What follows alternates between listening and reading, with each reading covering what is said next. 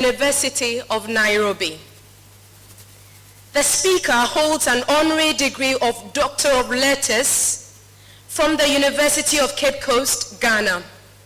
He is also a holder of the degree of Doctor of Science from Bells University of Technology in Nigeria. He has been trained on human rights at the Institute of Advanced Legal Studies, University of London, England, humanitarian law at the Raoul Wallenberg Institute of the University of Lund in Sweden, and on international humanitarian law in Geneva, Switzerland. He is an advocate of the High Court of Kenya and Tanganyika, and a certified mediator. The speaker is a fellow of the Institute of Certified Public Secretaries of Kenya, a fellow of the Kenya Institute of Management, and honorary fellow of the African Academy of Sciences. And he is the chairman of the Farafina Investment Group in Monrovia, Liberia, an economic strategic growth and development initiative for Africa based in Nigeria. He is the immediate former director and chief executive officer of the Kenya School of Law, a former secretary of the Constitution of Kenya Review Commission, and a former director of the defunct Kenya Anti-Corruption Commission, and is currently working on a number of projects. He is a renowned legal practitioner, and he has written several books, including The Criminal Procedure in Kenya, An Outline of Judicial Review in Kenya, Kenya's Long Search for a Constitution, and many others. The Postponed Promise and Judicial Review and Administrative Law. And he has published numerous articles in refereed journals and several book chapters. He has also edited several books, including The Devolution in Kenya, The Constitution of Kenya, and many others. He has co-authored the Constitution of Kenya, including many other books. And remember that in 2004, the speaker received commendation from the Kenya Scout Association for service to the society. In 2011, Bishop Okulu College of Theology of Great Lakes University of Kisumu awarded him the Order of St. Paul's the Apostle for restoration of good governance and right values in society. In 2012, the East African Association of Anti-Corruption Authorities recognized him for valuable and exemplary contribution in the fight against corruption. He has been named and recognized by the International Commission of Jurists, the Kenyan section, and the Law Society of Kenya for his exemplary contribution to the legal profession.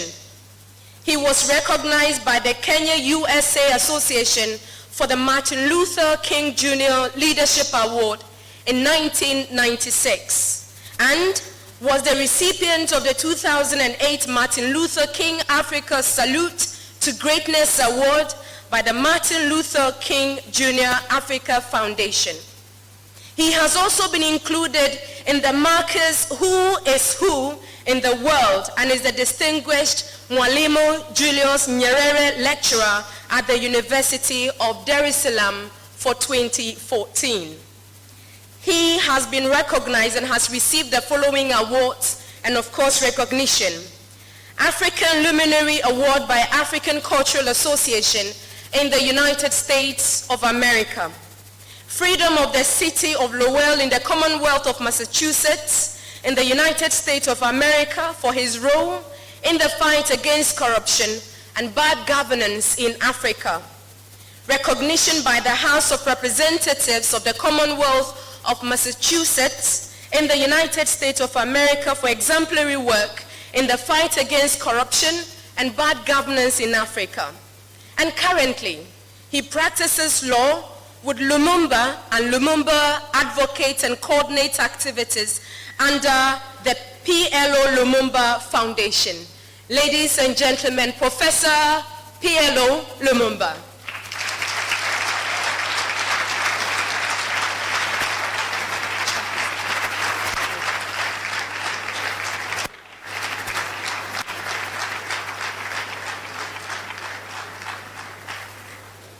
Thank you very much. Sometimes introductions can be so elaborate that you wonder whether you are the person that is being referred to. But in order to be a good guest, you don't stop the person who is introducing you. Permit me at the very outset to thank the Vice Chancellor of the University of Cape Coast, who is also the chair of this session. I also wish to thank the Pro-Chancellor, the cabinet ministers here present, drawn from several African countries, vice chancellors from different universities across the continent of Africa, the academics here present, our friends of goodwill drawn from different civilizations across the world, the students of the University of Cape Coast, and others who are attending this conversation this morning. I've been asked to share my thoughts with you on a subject that remains evergreen in this continent. Throughout the world today, Africans are engaged in a conversation on what it is that we must do in this continent to make her realize her potential. When you are keen, you will find that Africans who are residents in the United States of America are asking the question, what is it that we must do to make Mother Africa great again? It is not lost on me that only last week here in Ghana, the President of Ghana received African Americans who were engaged in homecoming. They were here to rededicate themselves to the struggle to make Africa great again. And it is not only Africans in America who are asking the question. If you meet Africans in Europe, they are asking, what can we do to make Africa great? You meet Africans in Asia and in Latin America, they are asking the same question. And Africans in the continent, whether you are talking about Africans in the west of Africa, in the south of Africa, in Central Africa, in North Africa, in East Africa, the single question that is being posed and waiting for an answer is, what will we do to make Africa a great continent again? The reason why that question remains alive and well is because history tells us that there was a time when this continent was great. Indeed, those who want to romanticize history will tell you that when the Europeans were in the cold and living in caves in Europe, Africa was great. There were empires alive and thriving in Ghana. There were empires alive and well, thriving in Mali.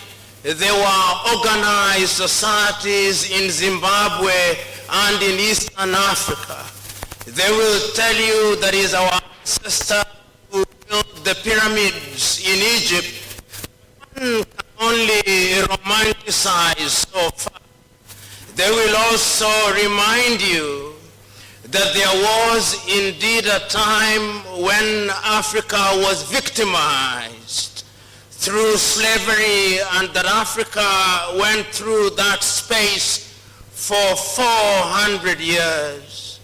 They will also painfully remind you that Africa was the subject of European colonization, and historians will take you to Berlin in 1884 and 85 and remind you that the European powers in their selfish mode subdivided this continent arbitrarily into the countries that now constitute the continent of Africa. They will tell you sadly that the European powers, whether they were the Germans, they had a slice of their own of our continent. If they were the French, they had a slice of their own of our continent.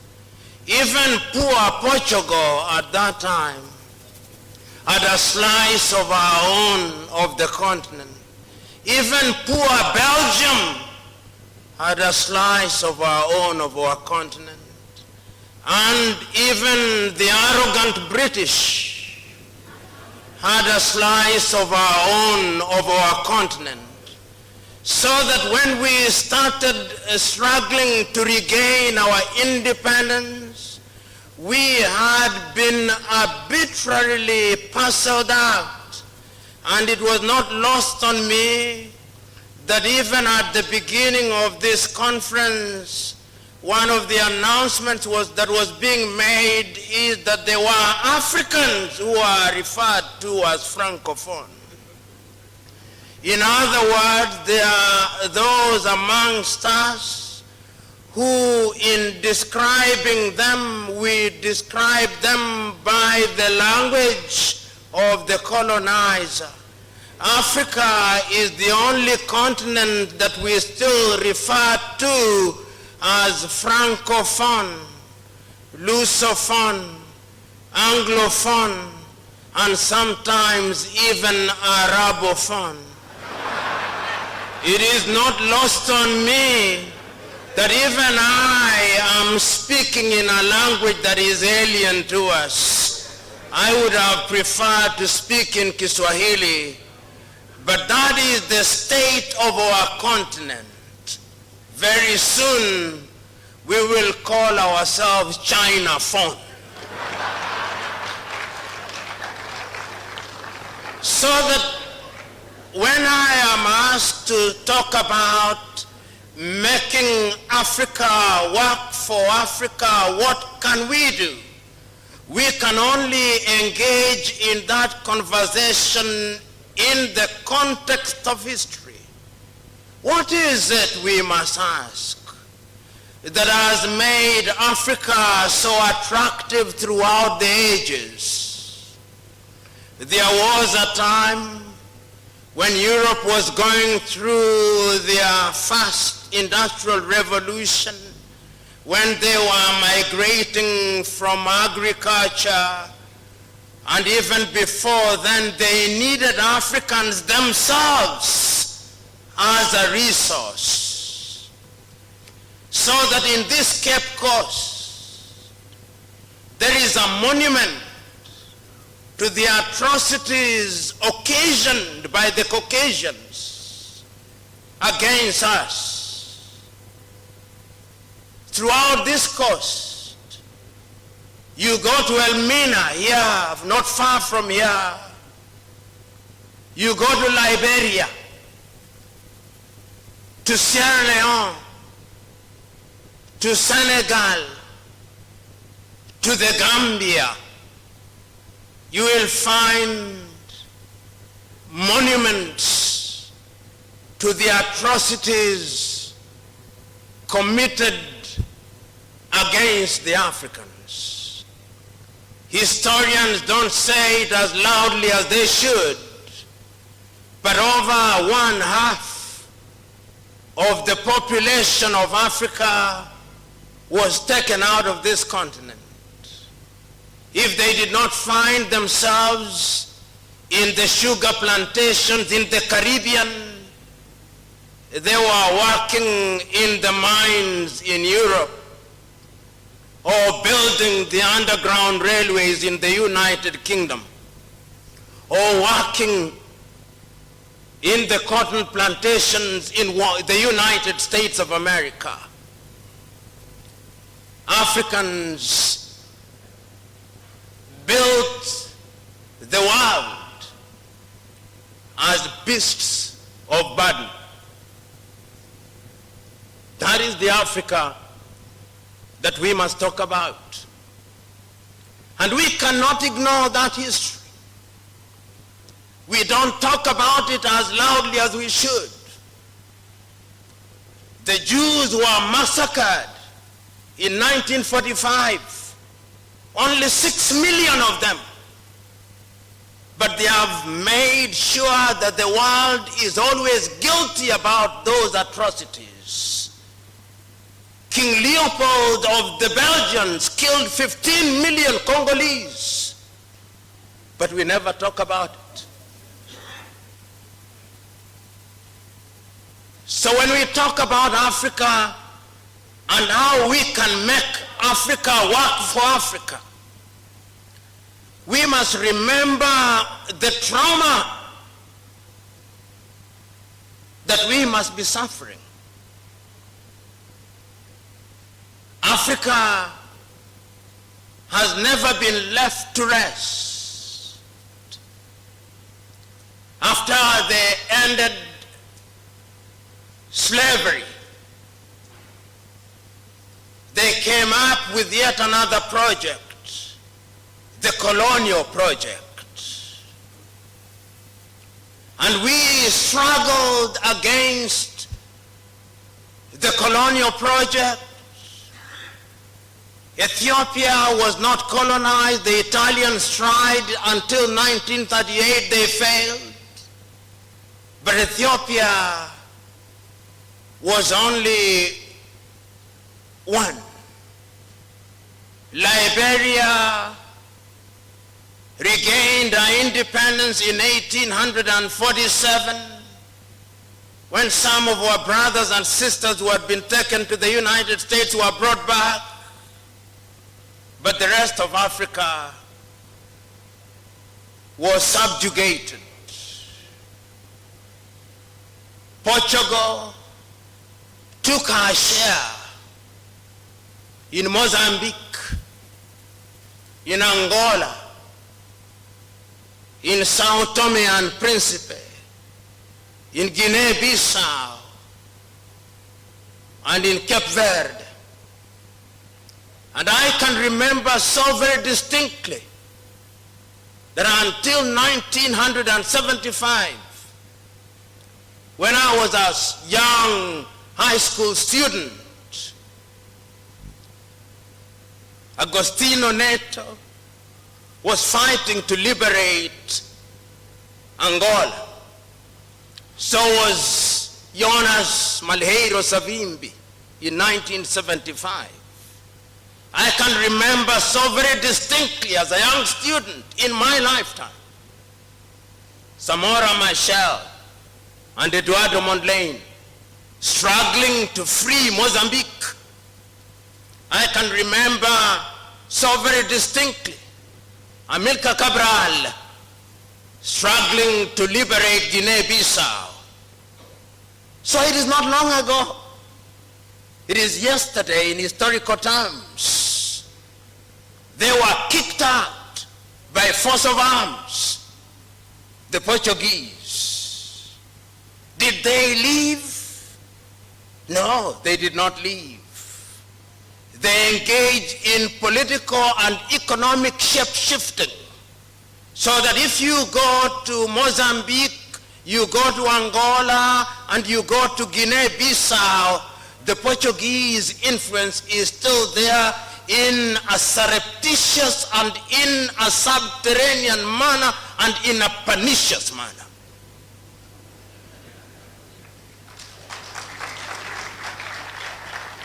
And if you doubt me, you only have to listen occasionally to their accredited ambassadors in their unguarded moment. They still think that those countries are their fiefdoms, to be guided occasionally if they are out of line.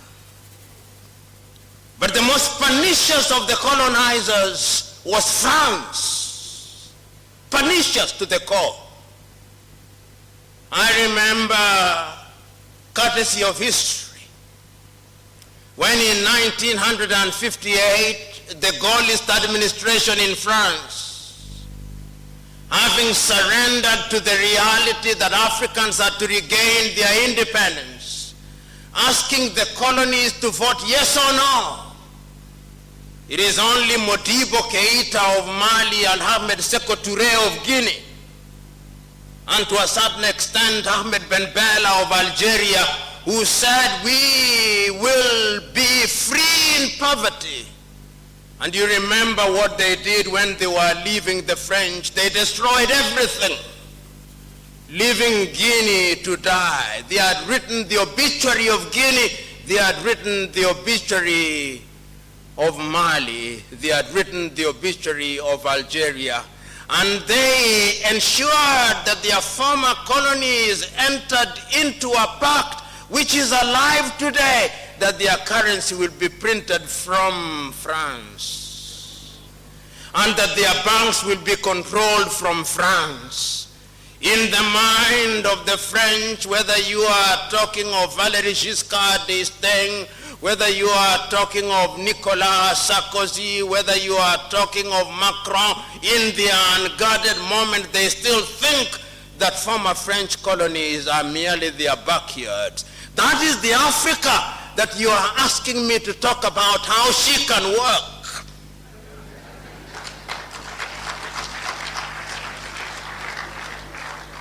And when they were done with us, you know what they created? They created an organization of former French colonies, headquartered appropriately in Paris, France. And if you thought you had seen it all with the French, then they were the gentle and sometimes arrogant British. Why arrogant? The empire over which the sun will never set, they said, but it set. They colonized Nigeria, they colonized Ghana, and people fought against them. It was a great son of this land, the Osagyefo, Kwame Nkrumah, who on the eve of independence and on the day of independence reminded Africans on the 6th day of March 1957 that the independence of Ghana meant nothing if the rest of Africa was not free. So we regained independence from the United Kingdom. They gave us constitution. They called them the Westminster Model Constitution. Remember, we are in Africa, but our constitutions, whether in Ghana or in Nigeria or in Uganda or in Malawi or in Zambia or Kenya or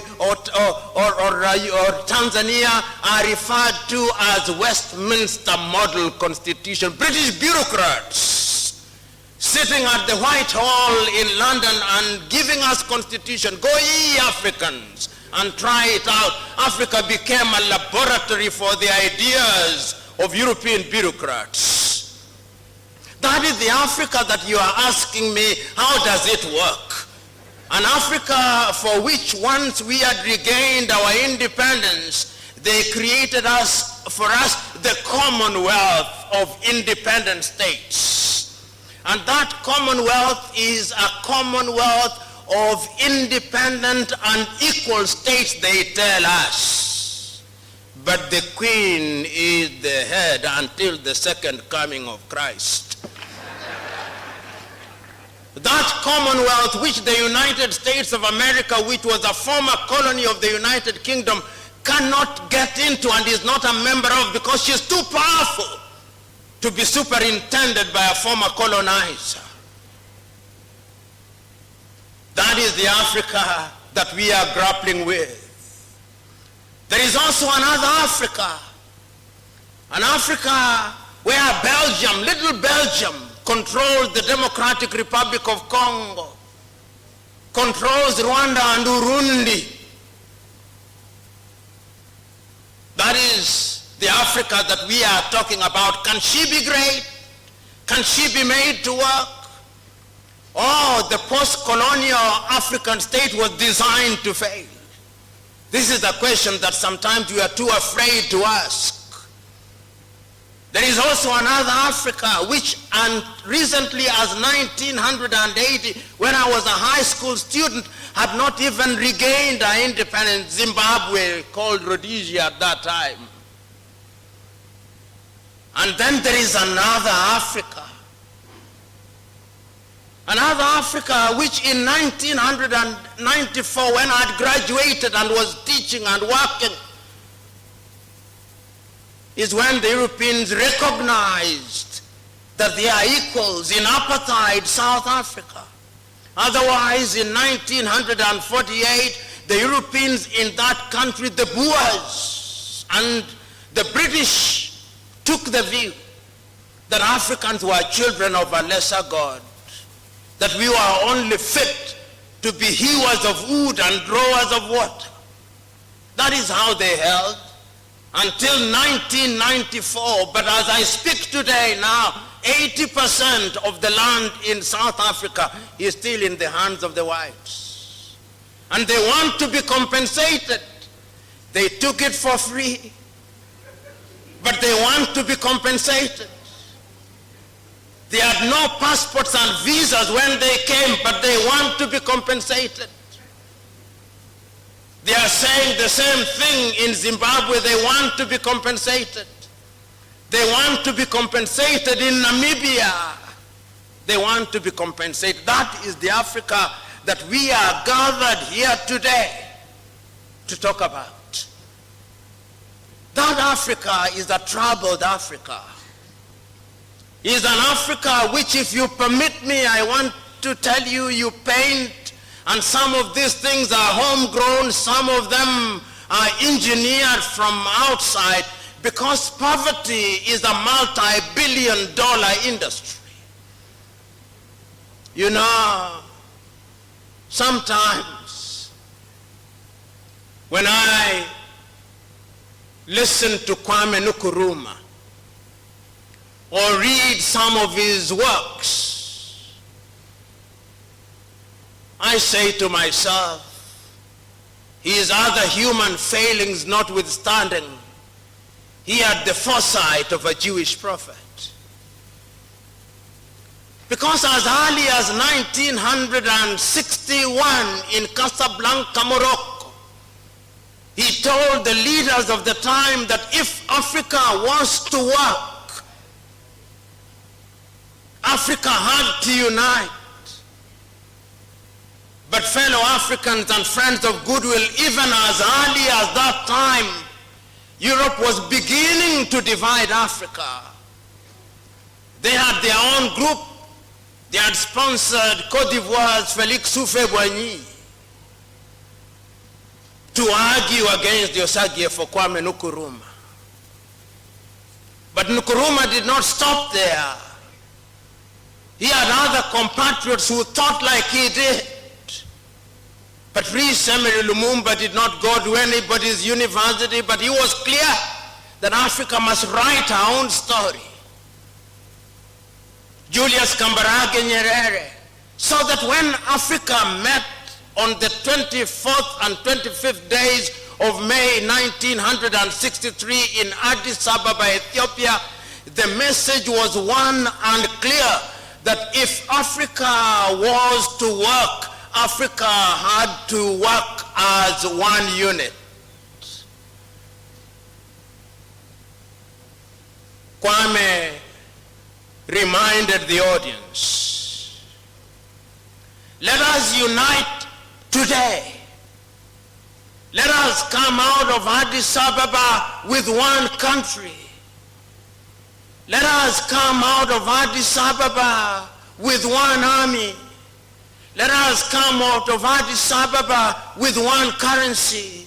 Let us come out of Addis Ababa with a common foreign policy. Because if we don't, we will each get used to our little sovereignties. Central African Republic will become used to the little sovereignty. Rwanda, Swaziland, Burundi, and all the other countries, and it will become difficult to unite us. But who listened to Kwame on that day. While he wanted the United States of Africa, we ended up with the Organization of African Unity, a loose alliance of heads of states. But you and me know that at that time the neo-colonial project had started working. I'm saying this because you are asking me to talk about how we can make Africa work. Before we talk about how to make it work, we must understand how she is. This is a diagnostic process. We are trying to understand the maladies that afflict her, because we must understand the etiology of these maladies in order to prescribe the right medication. So that the neo-colonial project was one that was meant to ensure that we appear to be independent. As somebody once said it in a most eloquent way, Africans were given the crown, but the jewels were retained. So in 1960, those who had started speaking about Africa and how to make Africa great were being eliminated one by one. In Congo, in 1961, barely 9 months after Congo had regained her independence, Patrice Emery Lumumba was dead. In Togo, barely 1 year after independence, Sylvanus Olympia was dead. And if they were not dead, they were removed. Here in Ghana, the Osagia for Kwame Nkrumah was removed. In Nigeria, Nnamdi Azikiwe was removed with Tafawa Balewa and the Sultan of Sokoto, Sir Ahmadu Bello. In Mali, Modibo Keita was gone. And if you go to all the countries, Amadou Ahidjo was gone. David Dacko was gone. Coup d'etats. That is the Africa that you are asking me to say, how will it work? It was never at ease. Destabilization after destabilization. That is the Africa. But the beauty of it, that amidst all these Africans, whether they are in the political class, or in the academy, or in different sectors, even when they are engaged in activities that appear to undermine Africa, they have always been conscious of the fact that this continent needs to move in some useful direction. I remember as early as 1980,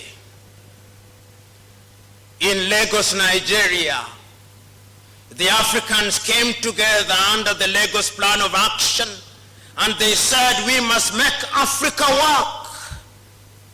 The Lagos Plan of Action was meant to be an avenue of channeling African resources for Africa's benefit. Did the Lagos Plan of Action work as well as it was intended to? Not as well as it was intended to. So there have been many initiatives designed to make sure that Africa works. Some of them are homegrown, some of them are engineered from outside. Once again, begging the question, why is it always that people are prescribing for Africa what she needs to do? How many of you here will forget the Lomé Convention of 1975, signed in the neighborhood here in Lomé, Togo, African, Caribbean, and Pacific, telling us how we should cooperate with Europe as a way of immunizing ourselves from poverty and improving our lot. Is it in the best interest of Europe that we should do well? I doubt. And when the Lomé Convention had died its death, they came up with another one in 2000 called the Cotonou Convention. This belt, Lomé, Cotonou, appears to be a very favored site for signing these treaties. They signed yet another one in Cotonou to take over from the Lomé Convention. Once again, Africa, Caribbean, and Pacific, is it in their best interest that we should do well? And there is an old English saying, he who pays the piper calls the tune. And for whose benefit is the tune called? And they did not stop there. Everybody somehow is always interested in Africa and her welfare. How many of you here will not remember the structural adjustment programs in the 1980s? How many of you here will not remember the Millennium Development Goals?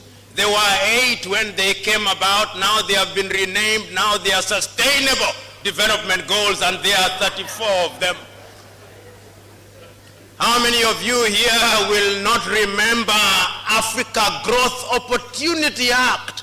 The House, the Parliament of the United States of America, sitting at the Capitol Hill in the United States of America, saying we open the space for African countries. And what are they opening space for? Textile.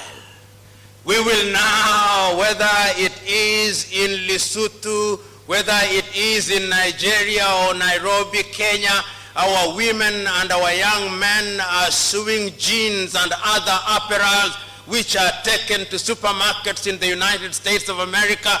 And once they have worn them and they are tired of them, they created another export opportunity of second-hand clothing. And second-hand clothing, that is why the textile industries in Kaduna in Nigeria died. That is why textile companies in Kenya, whether it was Rivertex, whether it was Kikomi, whether it was Mountex, they all died, because Europe was now telling us what we have consumed and rejected, you Africans must now consume. And when recently the Rwandese and the Ugandans said that we were going to stop the importation of second-hand clothing, they threatened us with sanction. Africa is meant to treat us new, that which Europe and America has rejected. That is the Africa that you want me to talk about. So when we talk about this continent of Africa, there have been no shortage of attempts to help her and for her to help herself. I remember on the 6th day of March, 1997, in Accra, Ghana, the former president of Tanzania, Mwalimu Julius Kambarage Nyerere, speaking under the theme, the unity of Africa, said, among other things, that we have not come here to remind ourselves how important unity is. We know that African unity is significant. And he said, if Africa is to be a great continent and if Africa is to realize our potential, Africans must de-emphasize their Tanzanian-ness. Africans must de-emphasize their Ghanaian-ness, and they must emphasize their African-ness. And he went on to say, I'm not naive in appreciating that we have long been in our little corners, but I'm telling us that out there in the world, they only know us as Africans. And he reminded the audience that there are times when he has gone to Europe and his own colleagues in the leadership in certain parts of the world will ask him what is happening in Senegal while he himself is the president of Tanzania. So that is the Africa that we are talking about. So there have been many initiatives to make Africa great. How many of us will forget the new initiative for African development under NEPAD, signed in the year 2001 in Lusaka, Zambia, when Africans took the view once again that in order to grow, we must work together. There have been no shortage of initiatives to bring Africa together. And I remember in the very early days, in the 1960s and in the 1970s, the grand project as conceived by Kwame Nkrumah, having failed to take off as it was designed to take off, many African countries took the view that the only way in which we could ultimately have the grand African agenda was to come up with regional developments. So we came up with the East African Community, and indeed I can remember so very vividly, because even in Africa there were days when Africa worked in the early days. In the early days, many African countries were recording economic growth of anything between 6 and 7%. In the early days after independence, there were areas where Africa was growing in education. In the health, the indices had improved so that infant mortality and maternal mortality indices were positive. We could see that in agriculture, Africa was beginning to feed herself. Africa was adding value to her things. I remember in Nairobi, in public schools, young school children would receive textbooks and exercise books. I remember that classes had libraries. I remember that in those early days, the public transport systems worked. I remember in those days that our agricultural products were receiving the kind of prices that they ought to receive in the world market. I remember in those early days in countries such as Zambia, the kwacha was strong because the copper was being paid for rightly. I remember in those early days in countries such as this one where cocoa, and in the neighboring Cote d'Ivoire when cocoa was being transported and you are receiving the right price. I remember in those early days diamond from Wadui in Shinyanga and diamond from Botswana and in Namibia were receiving the right price. There was a time in those early days when Africa was indeed moving in some direction. And I remember in East Africa when we had one common currency, when we had one airline, when we had one university, and things were moving. In the education sector, I remember students coming from Kenya and traveling to Fura Bay in Freetown. I remember hearing universities such as the University of Education at Winneba. I remember the University of Legon. I remember the University of Nigeria at Nsukka.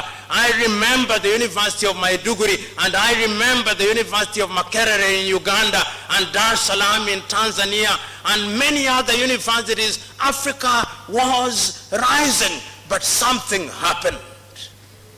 Something happened. Something happened. There are those who think that it was externally induced. They may be right. There are those who think that our leadership was also a contributory factor, and I think they are right. So that there is a sense in which we Africans are also co-authors of our own misfortune. We are co-authors in the sense that there is, and there have been opportunities to make us great. At the beginning of the address, the Vice Chancellor rightly remarked, the professor rightly remarked that in Africa there were countries that were doing better than South Korea. Kenya was doing better than South Korea. Kenya had a higher GDP than China. Ghana, the same. Tanzania, the same. Then somehow the Koreans went and left us. The Chinese during our lifetime have left us. The Singaporeans have left us. The Malaysians have left us. The Brazilians have left us. The Vietnamese after the war in 1975 have left us. Who is it? What is it that holds us back? What is it? Is it us? Is it some power? Are we children of a lesser God? What is it that holds us back? Why is it that Africa does not work? Why is it that I'm speaking to you now? Even what we call peace in many African countries is not peace, it's just silence.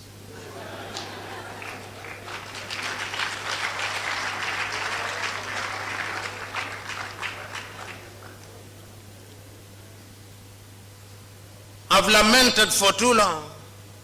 Now I want to talk about what it is that we can do. But before I do that, let us look at our continent, at this continent called Africa.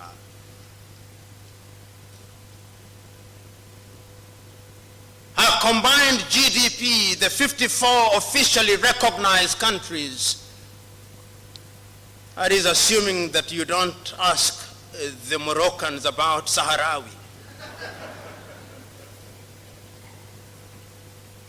Our GDP last year combined, the 54 of us, combined, all of us, 1.4 billion of us, our goods and services put together is no more than 2 trillion United States dollars, and I'm being generous about this. And to give you a perspective, the state of California in the United States of America, with a population of slightly under 39 million, has a GDP last year of 3 trillion United States dollars. To give you a perspective, and my good friend, the Honorable Minister from Burundi is here, their GDP last year was no more than 2.3 billion United States dollars. That is exactly the same amount that the state of New York in New York collects in one day. In one day. That is the continent that we are talking about, my mother Africa. How are we going to make her work? I want you to look at her. Look at her in the Gambia. What does she produce? Groundnuts. That is assuming that the Chinese will not come out with plastic groundnuts soon.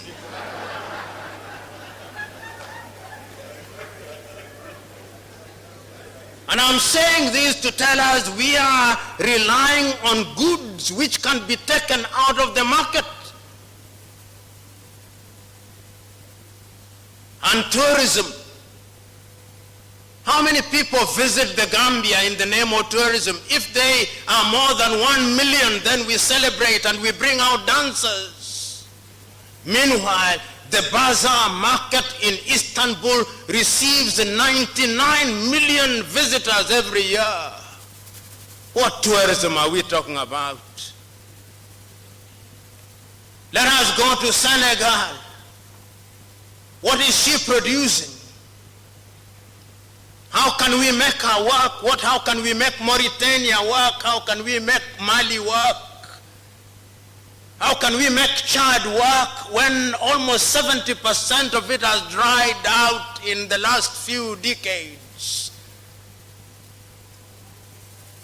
Then you wonder why we have Boko Haram, why there are recruits for Boko Haram and ISIS and Daesh. Go to Sudan and South Sudan, countries that are endowed with natural resources.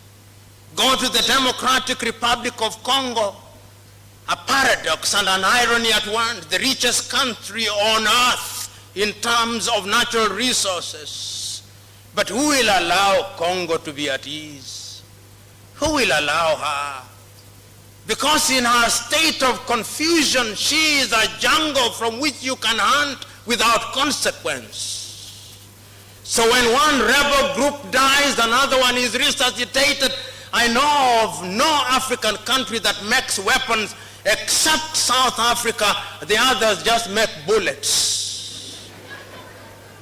The Kenyans will make bullets. The Ugandans will make bullets, but they have no gun to use them, and they import the guns. And yet the conflicts that are alive and well in Africa are legion. Ask the Central African Republic. They are conflicts which are no longer covered in the newspapers or in the media of the forgotten conflicts of Africa. Burkina Faso. And yet the African Union says that by the year 2020, the guns will be silent in Africa. 2020 is 28 days away from today. The guns will not be silent. And I'm saying this because to make Africa work, the guns must be silent. Because if the guns are not silent, our farmers will not grow crops. If the guns are not silent, our women will not go to the markets. If the guns are not silent, our resources will not be channeled in the right direction. The guns must be silent. We want to make Africa work. Will she work? Can she work? Yes, she can. But what are the fundamentals that must make Africa work? Let me remind you, Africa remains attractive. Why is Africa so attractive? Throughout the ages, it has always been attractive. It was attractive to the Portuguese and the Spaniards, but I'm not going to say that. It was attractive to the Arabs, but I'm not going to say that. It was attractive to the Jews, but I will not say that. What I'm going to say that is attractive again. It is so attractive that every 2 years the Japanese call our leaders to Japan. That is how attractive Africa is. They call them to Japan in order to discuss how Japan is going to work with Africa for the benefit of Africa. I do not believe it.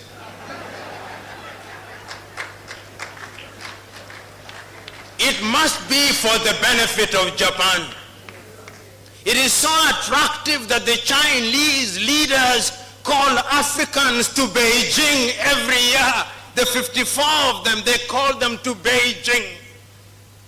And they say this is how China is going to work for the benefit of Africa. I refuse to believe them.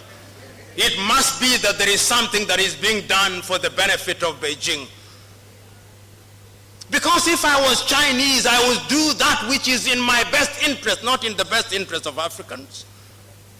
It is so attractive that the Russians called our leaders only a few months ago in Sochi. And when they invite you to the best places. It is so interesting, so that the Russians can work with Africa for the benefit of Africa. That is how attractive Africa is. It is so attractive that the Germans also invited our leaders to Berlin. It is so attractive that even the Arabs are inviting them to Doha, and that is how attractive it is. Have you ever heard the Latin Americans being invited? No, I did not hear. Have you ever heard the Arabs being invited? No. It is only Africans who are invited. That is how attractive Africa is. Is it a bad thing? Depending on what you think. We can use it to our own advantage, or we can allow them to use it to their advantage. You know, when I look at Africa and I look at her in the continent, in the context of how attractive she is, another word comes to my mind called globalization. When we talk about globalization, you talk about globalization as if it were a new word. It is not. Africans were once globalized as a commodity in the slave market. We were sold everywhere in the world. That was globalization. That was globalization. Then we were globalized again through colonization. Then we were globalized again through neo-colonization. Now we are being globalized in the context of opening our markets. It is Mwalimu Julius Kambarage Nyerere who in one of his many enlightened moments said, when I hear the Europeans saying that we should open our markets in the name of globalization and they say that the rules are the same, I laugh, Mwalimu said. And he said, it is like a boxing match. The rules are the same. But you don't put a heavyweight boxer and a lightweight boxer and say the rules are the same.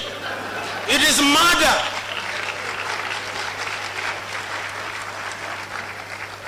Allow me to be melodramatic. You imagine the United States of America, with a GDP of anything between 14 trillion and 15 trillion, is now entering into a bilateral arrangement with Lesotho, whose GDP is 2 billion. And you say the rules are the same. It is a joke. It is murder, because the revenue that is generated by the city of Los Angeles alone in one day is more than the GDP of Lesotho. So we are being told to open our markets, and when we opened our market, you saw what happened? Our textile industries died. The large textile industry that we knew about in Kaduna, in Nigeria, died. Our cotton industries died. Our sugarcane industries died. Our waters, even water nowadays, water.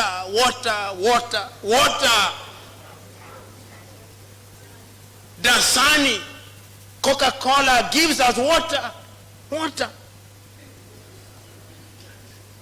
You go to hotels in African countries, the water that we drink has the standardization, not this one. This is from UCC. But this is the exception rather than the rule. This is the exception. The rule is water. Dasani, sitting in Atlanta, Georgia, determining what water we take, we of the middle class. Making Africa work is my subject.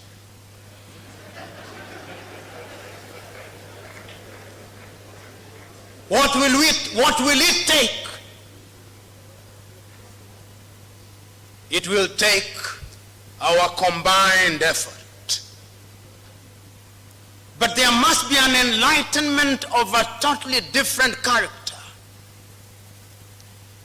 You know,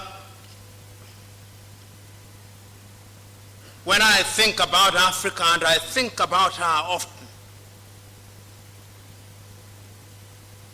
and I ask myself, Mother Africa, how will you be 100 years from today? And I remember the great Sudanese poet, Alpha Ituri, writing about Africa. He says, oh, Mother Africa, how are you? Will you be great? You, Mother Africa, where your rebels have gained power and rebuilt, and they have destroyed what they rebuilt. Mother Africa, will you be great? You, Mother Africa, Faituri asks, you the home of great rivers, will your sons ever fish in your rivers? Faituri asks, you, Mother Africa, whose belly is laden with all things known as natural resources, will you ever give meaning to them? Faituri asks, oh, Mother Africa, are you waiting for Godot? Mother Africa, I believe that Africa can be made great again. But remember, I said that Africa took the view that she could grow regionally. That is where I went on a tangent. Now I come back. So the East African community was there. South African development community was there. We had COMESA, we had IGAD, we have ECOWAS, we had Central African Organization, we had the Maghreb, we had the Sahelians. All these attempts have been made, and somehow Africa is still punching below her weight. Let us look at the different sectors so that we are better able to appreciate what Africa can be. And I believe that Africa can be great.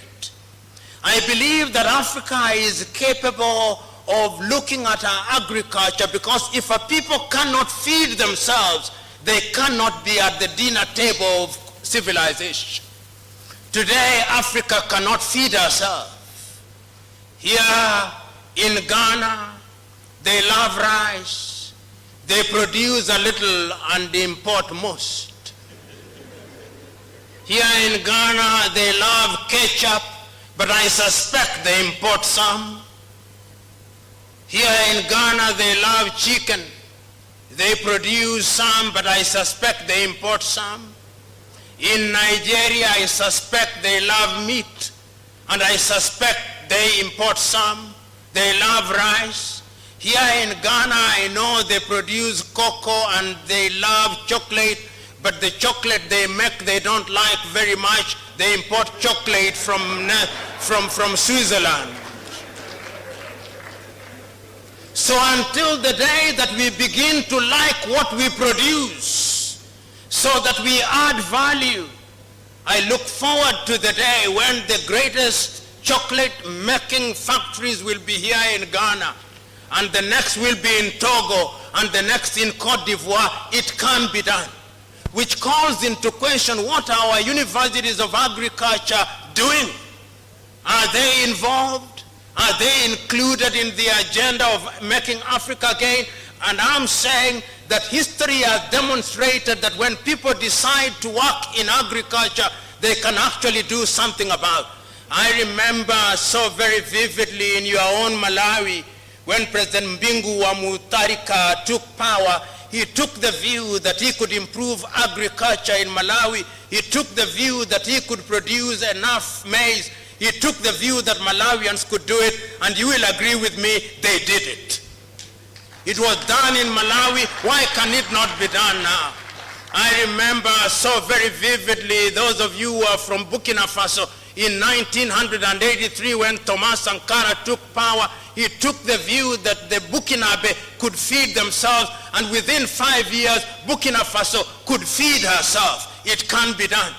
I know that right now, I remember so very vividly in Zimbabwe when President Mugabe took power, and even before then, during the first 5 years, Mugabe's government was capable of producing enough maize to be consumed in Zimbabwe and enough cotton to make clothes. Today, as I speak to you now, the Zimbabweans are under threat of starvation. What happened? It can be done in Zimbabwe, and I believe that it must be done if Africa is to work. Africa can work in agriculture. Africa can work in innovation. I'm very glad that in the last 1 year in Makerere, Uganda, they have come up with a solar-powered bus. Ugandans can do it. I'm very glad that in Nigeria, only last week they unveiled a car that is made out of hydrocarbons. Nigerians can do it. I'm glad that in Morocco now they have the largest solar plant in the world. It can be done. I'm glad that in my own Kenya they now have one of the largest wind farms which generates power. It can be done. I'm glad that during the president of Akufo-Addo, Ghanaians have now abandoned one of the words they used to have in their vocabulary called dumso. I'm glad. In other words, if you look very keenly, there are things that can be done. And I'm suggesting to us that in order to do these things, we must ask ourselves how it can be achieved. As I draw to the conclusion of my intervention, I now want to talk of the new threats. How can we make it? A lot of writing has been done in the recent past about Africa. There are certain things that Africa must do, and there are certain things that Africa must not do. The belief that we can borrow money from multilateral institutions and become rich is misguided. Zambia's Dambisa Moyo in a book, Dead Aid, tells us it cannot be done. That is the route not to take. The belief that we will follow a model that is conceived on our behalf by European universities is misguided. I want you to read the book written by a Korean called Ha Jun Chang, The Bad Samaritans, in which he argues that each country must find a model that suits our own circumstances, it can be done.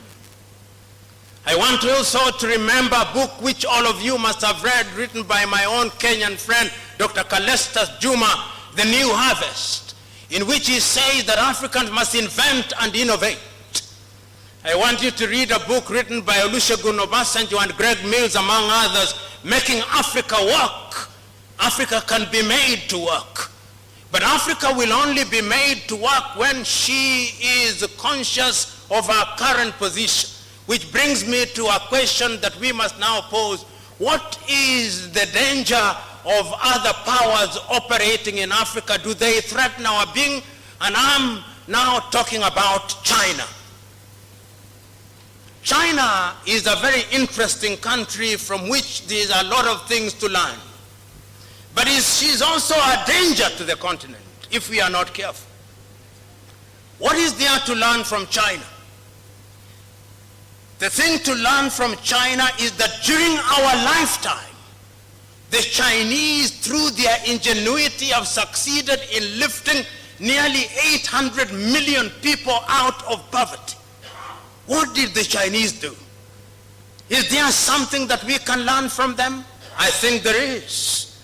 Those of you who have the advantage and the privilege of serving in government, ask yourself, what did the Chinese do that within our own lifetime they succeeded in doing that? And they are everywhere, the Chinese. They know what they want. I think the first thing that you must do, you must know what you want.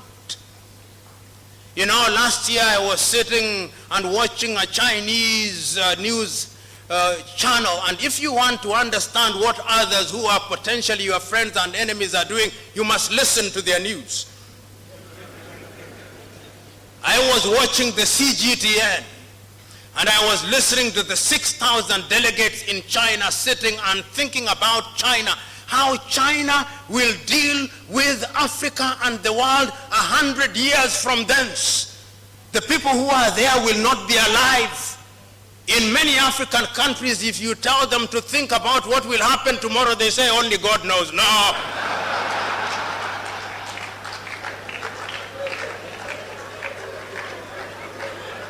I hold the view that when you are planning, you plan as if you will never die. And if you are prayerful, you pray as if you'll die the next minute. I'm suggesting that the Chinese have given us away. Today the Chinese, and see how the Chinese are working with us. Which university in Africa worth its name does not have a Confucius Center? I do not know whether you have one here at UCC.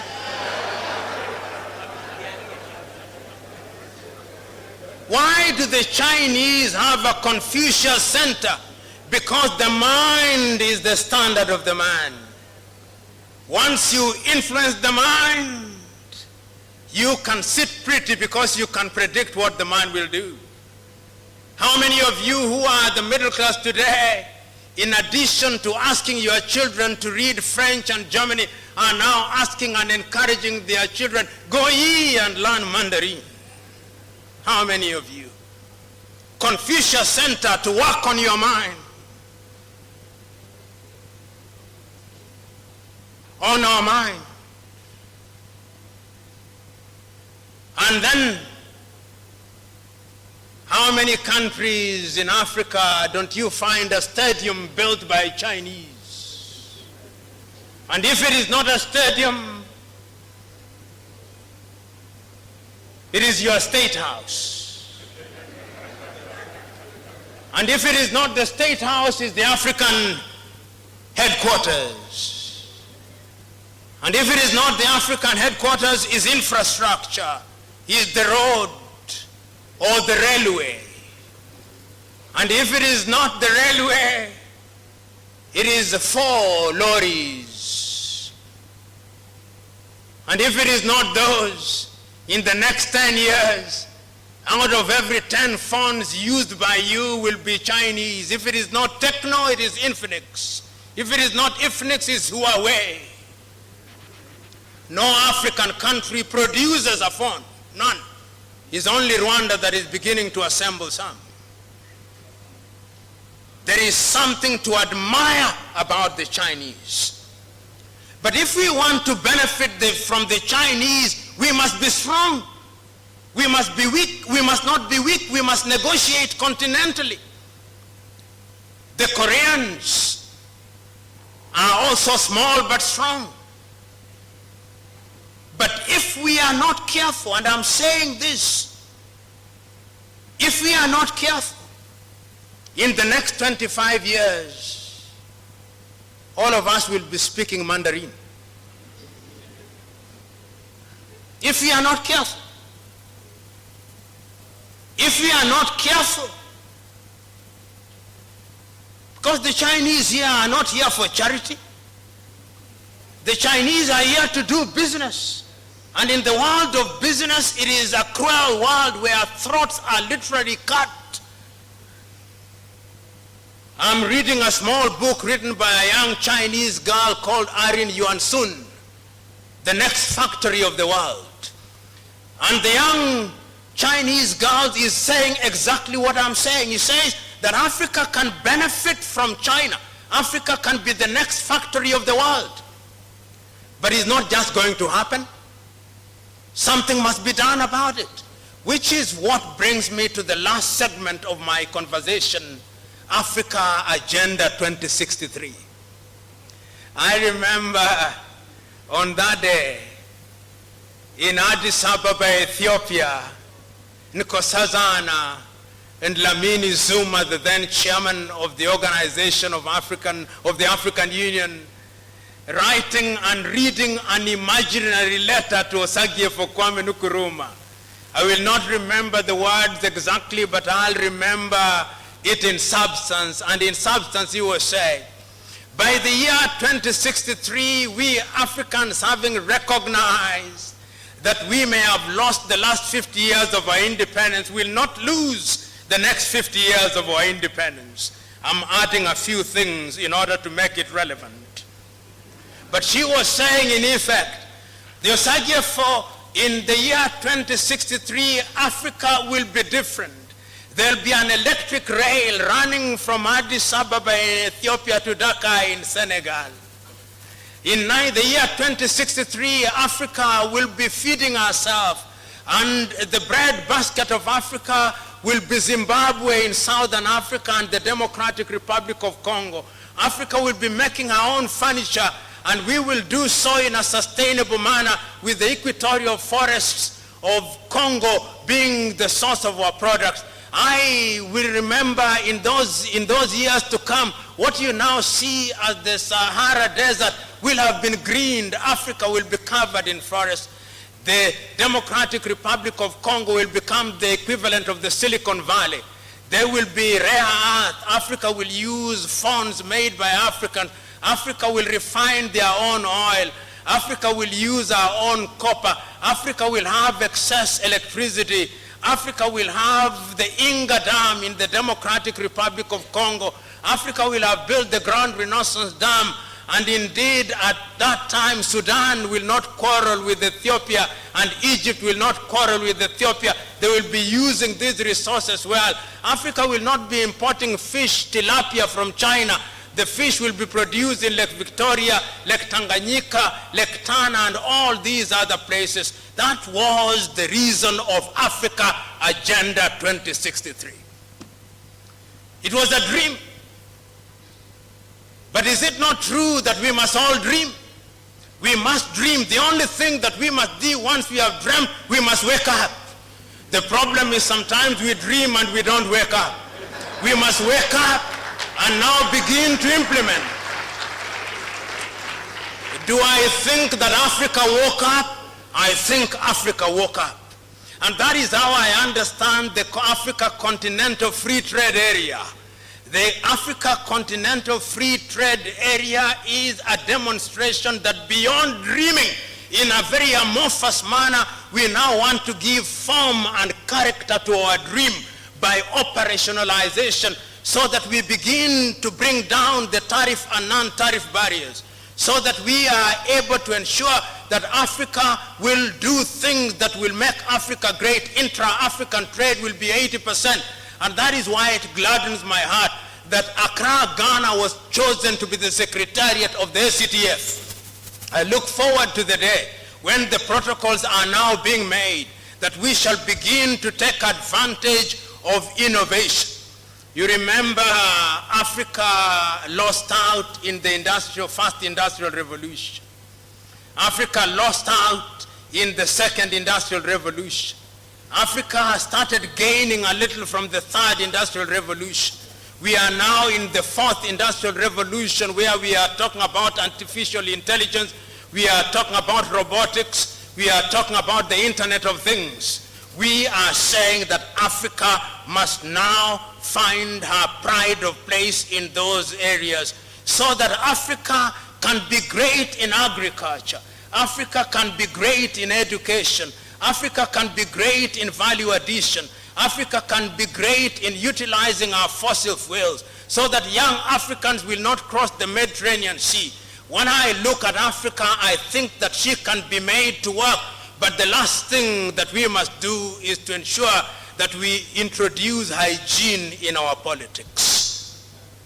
Because it all begins and ends with leadership. History has demonstrated, not once, not twice, but times without number, that when you have men and women who are good leaders and they know what they want, they can catapult their countries within a short time into the higher orbits of development.